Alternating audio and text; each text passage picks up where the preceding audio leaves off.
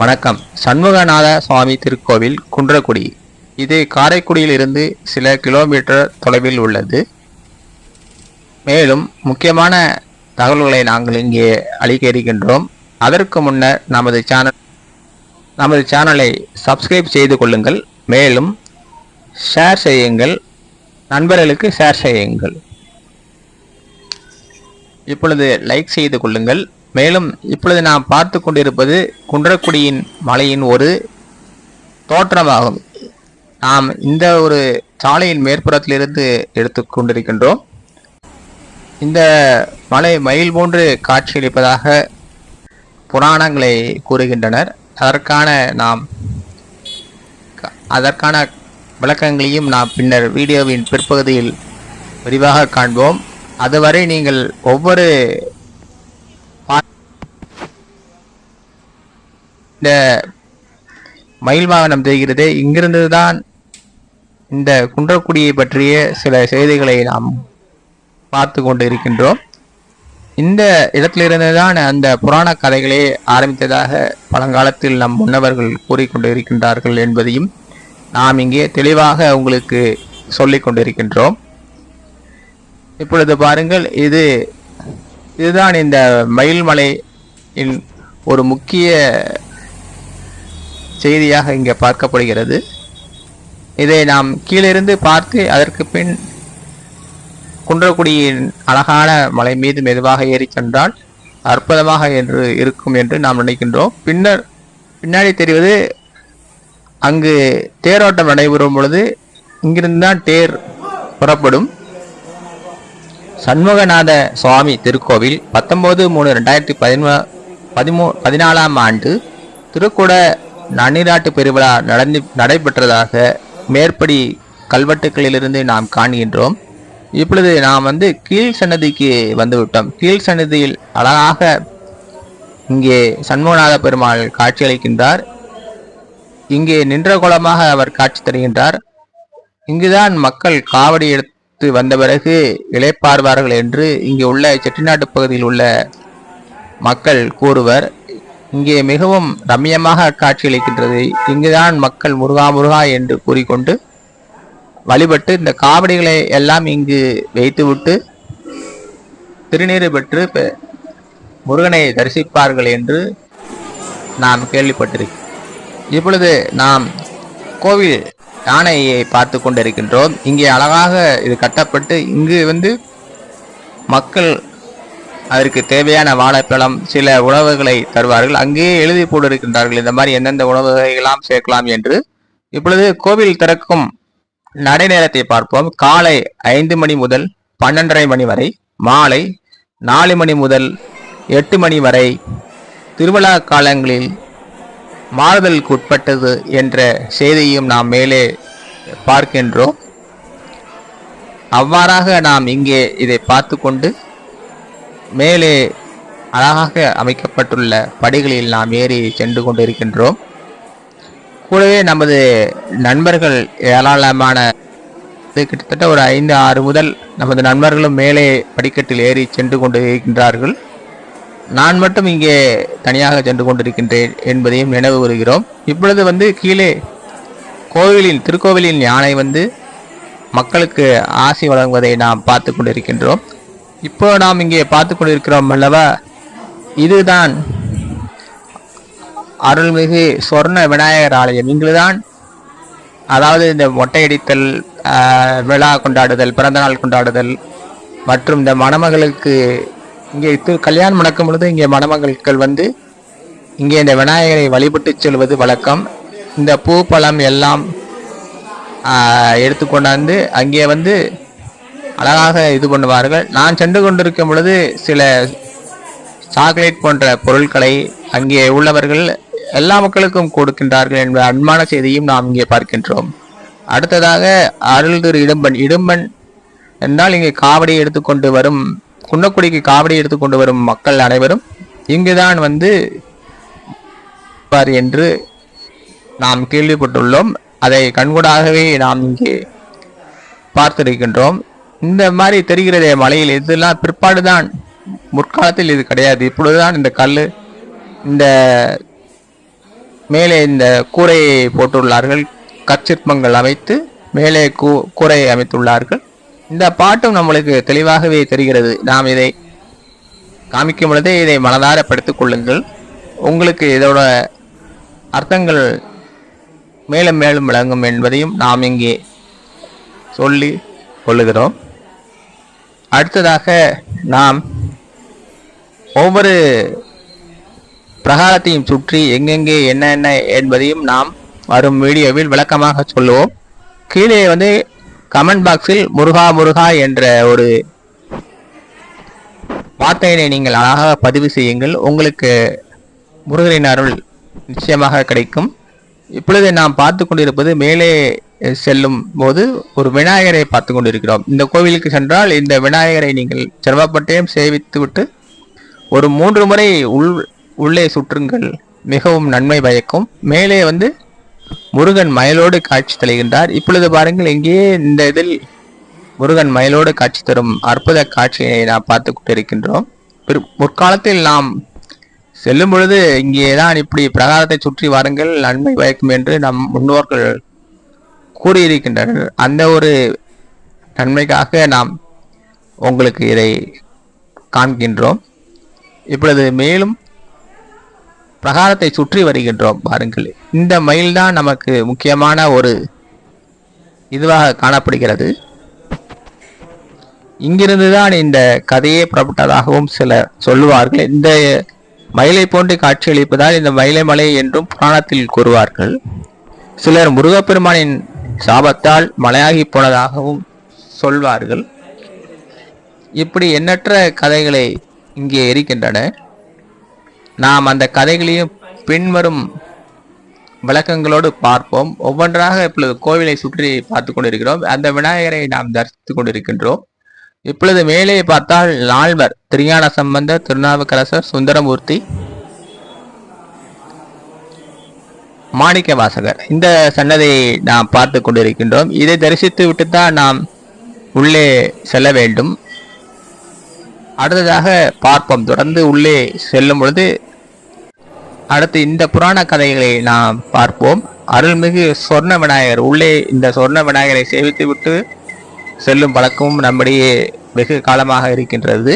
அடுத்ததாக நாம் தட்சிணாமூர்த்தி என்று அழைப்போம். இங்கு அருள்மிகு ஆலமர் செல்வன் என்று இங்கே உள்ள மக்கள் செட்டிநாடு பகுதியில் அழைக்கின்றனர். அடுத்ததாக அருள்மிகு குழந்தை வடிவேளார். முருகப்பெருமான் இங்கே குழந்தை ரூபமாக அழகாக காட்சி தருகின்றார் என்பதையும் நாம் இங்கே கண்கூடாக பார்க்கின்றோம். அடுத்த பிரகாரத்தை நாம் சுற்றி ஒவ்வொன்றாக வந்து கொண்டிருக்கின்றோம். இங்கு நாம் முருகா முருகா என்று மக்கள் ஒரு சேர சொல்லுவதை நாம் அழகாக காது குளிர கேட்டுக்கொண்டு இருக்கின்றோம். இப்பொழுது இந்த பிரகாரம் வந்துவிட்டோம். இதை சுற்றி இப்படியே வந்தால் முக்கிய சன்னதியில் இந்த முருகப்பெருமானை தரிசிப்போம். இப்பொழுது அடுத்ததாக சண்டிகேஸ்வரர். நாம் இதுபோன்று சிவன் முருகன் கோவிலுக்கு சென்றால் சண்டிகேஸ்வரரை ஒரு பிரகாரம் சுற்றி கைதட்டி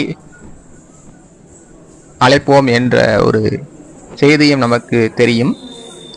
இப்பொழுது நாம் இந்த பிரகாரம் சுற்றி வரும் பொழுது அந்த சண்டிகேஸ்வரரை தான் நாம் இப்பொழுது பார்த்து கொண்டிருக்கின்றோம். நாம் ஒவ்வொன்றாக ஏன் கூறிக்கொண்டிருக்கிறோம் என்றால், நீங்கள் கோவிலுக்கு உள்ளேயே இந்த வீடியோவை பார்க்கும் பொழுதே அந்த கோவிலை நீங்கள் சுற்றி பார்ப்பதாகவே தோன்ற வேண்டும் என்றுதான் நாம் கூறுகின்றோம். ஆடல் வல்லான், அருள் திரு ஆடல் வல்லான் என்று நாம் நடராஜரை குறிப்பிடுகின்றோம். அடுத்ததாக அந்த முக்கிய பிரகாரம் வந்துவிட்டது. நாம் இப்பொழுது இப்படியே சன்னதிக்கு வந்தால் நவக்கிரகங்களை, அதாவது நவக்கிரகங்கள் ஒன்பான்கோள் என்று செட்டிநாடு பகுதியில் தமிழில் ஆகிய அழைக்கின்றனர். நாம் நவக்கிரகங்கள் என்று, நவக்கிரக சன்னதி என்று நாம் இங்கே அழைக்கின்றோம். இப்பொழுது மெதுவாக இந்த ஒரு சுற்றி நாம் பார்த்து கொண்டிருக்கின்றோம். ஒன்பான்கோள் என்று நாம் செட்டிநாடு பகுதியில் அழகிய தமிழில் அழைக்கின்றனர். இங்கிருந்து சென்றால்தான் முக்கிய முருகப்பெருமானின் சன்னதி, முக்கியமான சன்னதி காணப்படுகிறது. அதன் பக்கத்தில், அதாவது மயில் மண்டபம் என்று ஒன்று இருக்கின்றது. அங்கிருந்து உள்ளுக்குள்ளே சென்றால் நேரடியாக நாம் முருகப்பெருமானை அந்த அரசியல் இல்லாமலேயே முருகப்பெருமானை தரிசிக்கலாம். இப்பொழுது நாம் மேல்வியில் இருந்து பார்த்து கொண்டிருக்கிறோம். இங்கிருந்து பார்த்தால் அந்த ஊரே அழகாக தோன்றும். அனைவருமே இங்கிருந்து தான் பார்ப்பார்கள். இப்பொழுது இந்த கொடிமரம் தெரிகிறது. அங்கிருந்து அந்த முருகப்பெருமானின் சன்னதிக்கு நாம் தரிசிக்கலாம். இப்பொழுதுதான் இங்கே பாருங்கள், அனைவருமே அந்த விபூதியை வாங்கி கொண்டு முருகா முருகா என்று அழைப்பார்கள். நாம் சென்ற பொழுது ஆரத்தி சண்முகநாத பெருமாளுக்கு காமிக்கப்பட்டது. அதைத்தான் நாம் இப்பொழுது பார்த்து கொண்டிருக்கின்றோம். இப்பொழுது தெரிகிறதே, இங்குதான் அந்த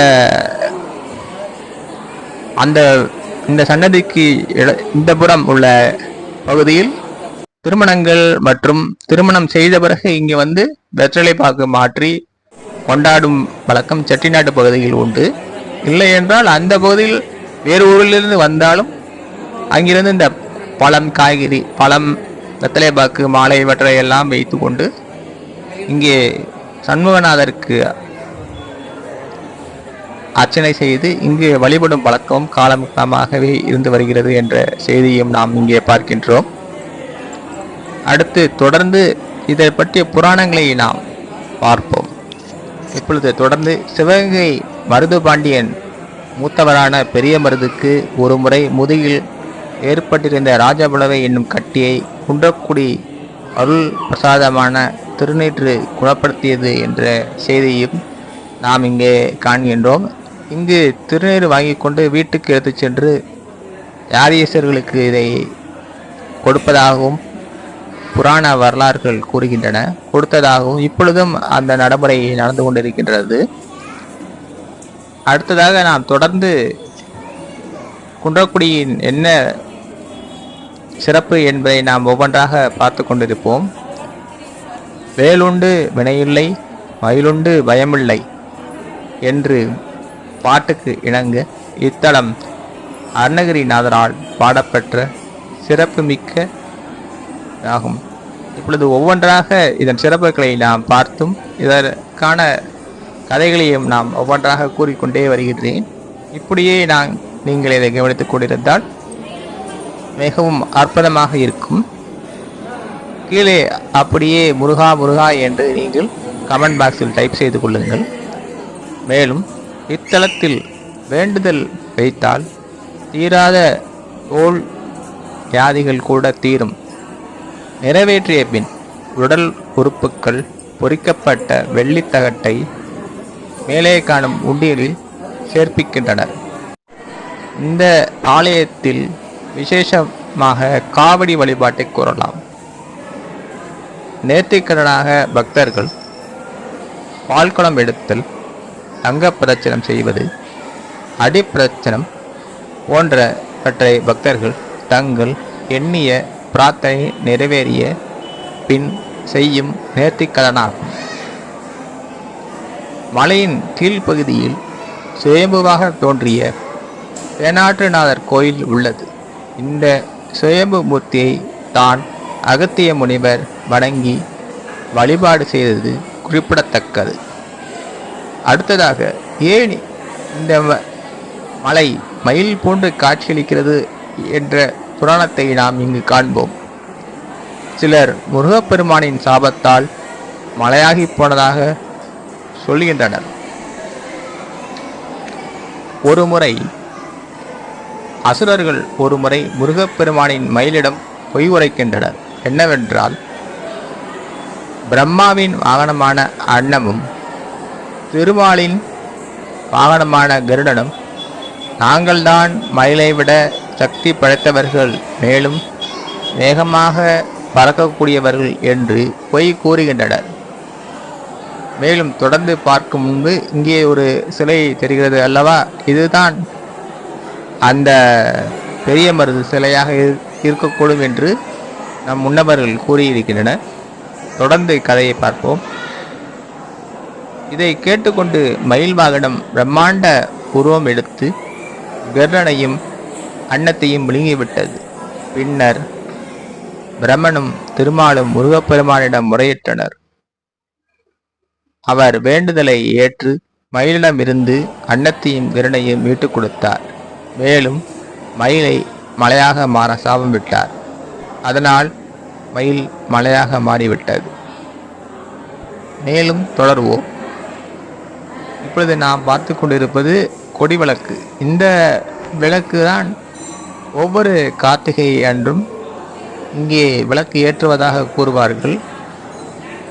இங்கே உள்ள ஒரு பாத்திரத்தில் நல்ல எண்ணெயை ஊற்றி வைத்தால் அன்றைய விளக்கேற்றும் தினம் இதை விளக்கேற்றி வைப்பார்கள் என்று இங்கு உள்ளவர்கள் கூறுகின்றனர். தொடர்ந்து கதைக்கு செல்வோம். பின்னாளில் மயிலுக்கு முருகப்பெருமான் சாப விமோசனம் அளித்தார். அந்த மலை மீதே எழுந்தருளி அருள் புரிந்தார். தொடர்ந்து என்ன விசேஷம் என்ற இதையும் நாம் இப்பொழுது பார்ப்போம். இப்பொழுது நாம் கீழே உள்ள சன்னதிக்கு மக்கள் முடியை காணிக்கையாக செலுத்தும் இடத்தை நாம் இங்கு பார்த்து கொண்டிருக்கின்றோம். முக்கிய நாட்கள் இத்திருத்தலத்தில் 10 நாட்கள் பங்குனி உத்தர திருவிழா மற்றும் 10 நாட்கள் தைப்பூச திருவிழா நடைபெறும்.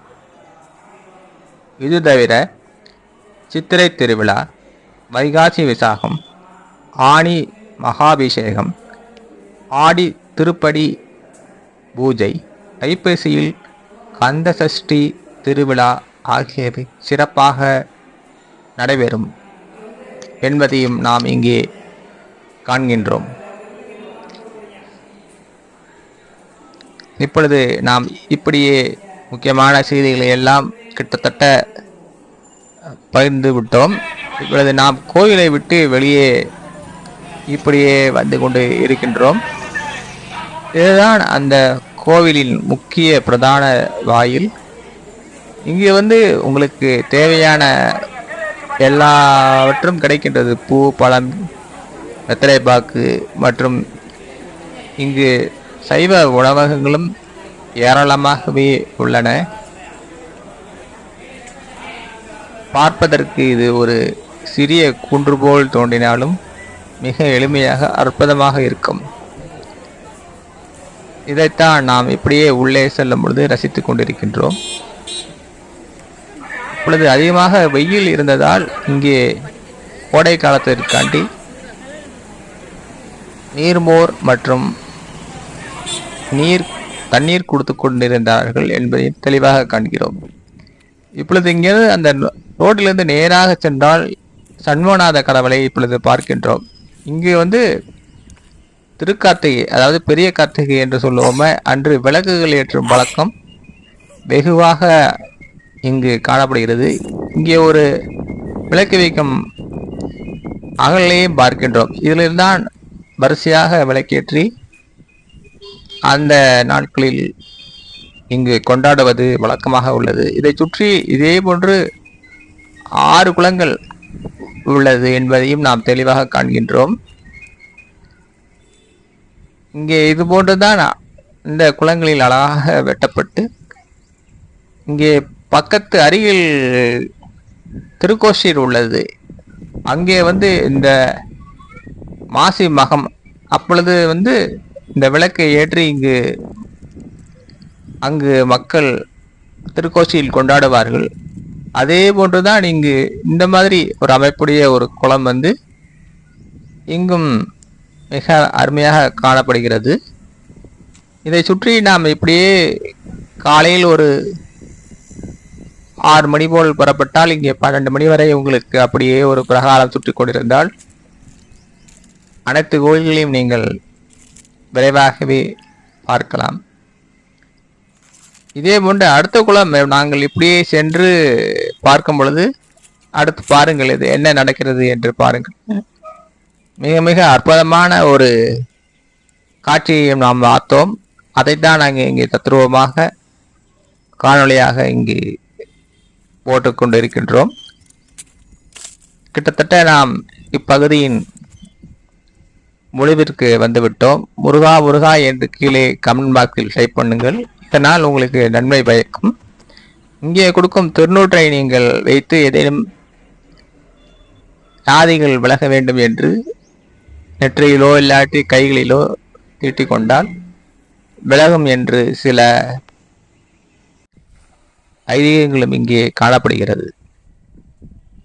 பொழுது பாருங்கள், நமது சேனலை சப்ஸ்கிரைப் செய்து கொள்ளுங்கள், மேலும் ஷேர் செய்யுங்கள். பொழுது நாம் இங்கே இந்த ஒரு குளத்தில் பார்க்கும் பொழுது இப்பொழுது வெயில் அதிகமான உள்ள டைம் ஆதலால் இங்கே குரங்குகள் அழகாக விளையாடும் காட்சியை நாம் படம் பிடித்து உள்ளோம். இது போன்ற ஒரு காட்சிகள் இங்கே கிடைப்பது மிக மிக அரிது. இங்கு விலங்குகள் எல்லாம் அருமையாகவே ஒரு ஒற்றுமையாகவே காணப்படும். இந்த ஏரியாக்களில் எல்லாம் இந்த குன்றின் பகுதிகளிலே இந்த குரங்குகள் அழகாக விளையாடுவதை பார்க்கிறோம். இப்பொழுது வெயில் இந்த வறட்சி இருந்தாலும் இங்கே உள்ள குளங்களில் அதிகமாக தண்ணீர் காணப்படுகிறது. அதை எப்படி ஒரு அழகாக டைவடித்து மனிதர்கள் நீச்சல் அடிப்பது போலவே விளையாட்டு காட்டிக் கொண்டிருக்கிறது என்பதை காண்கின்றோம். இப்படி அற்புதங்கள் சில சில பகுதிகளெல்லாம் காணப்படும். இந்த கரையிலிருந்து அது அந்த கரை சென்று அந்த கரையிலிருந்து இது இப்படியே நீச்சல் அடித்து செல்கிறது பாருங்கள், மேலே ஏறி விட்டது. அடுத்து அங்கிருந்து ஒரு குரங்கு அழகாக டைவடித்து உள்ளே செல்வதையும் நாம் பார்க்கின்றோம். இது பாருங்கள், எப்படி ஏறி மனிதர்கள் மாதிரியே ஏறி குதிக்கின்றது. இதெல்லாம் இது போன்ற ஒரு ரம்யமான காட்சிகள் எல்லாம் இந்த மலையை சுற்றி சுற்றி நாம் வந்து கொண்டிருந்தால் நேரம் செல்வதே தெரியாது. அப்படி ஒரு அற்புதமான ஒரு குன்றாகவே இது காட்சியளிக்கிறது. இப்பொழுது நாம் இங்கே யானையும் பார்க்கின்றோம். அந்த இதில் இதோடு இந்த காணொளியை முடித்துக்கொண்டு செல்வோம். மிக அற்புதமான காட்சி. இங்கு யானை அனைவருக்கும் ஆசி வழங்குவதையும் நாம் இங்கே கண்கூடாக பார்த்து கொண்டிருக்கின்றோம். இதை பற்றி விவரிக்க வார்த்தைகளே இல்லை. இதை நீங்கள் ஒரு முறை சென்று வந்தால்தான் இதோட அற்புதம் என்ன என்று புரியும். காரைக்குடியிலிருந்து குன்றக்குடி என்று பேருந்தில் ஏறி சென்றால் விரைவாகவே வந்துவிடலாம் என்ற மகிழ்வான செய்தியும் இங்கே கூறிக்கொள்கிறோம். கமெண்ட் பாக்ஸில் முருகா முருகா என்று டைப் செய்யவும். நன்றி நேயர்களே, மீண்டும் அடுத்த காணொளியில் நாம் சந்திப்போம். ஸ்ரீ பாலாஜி பக்தி. Subscribe, click bell button, like and share.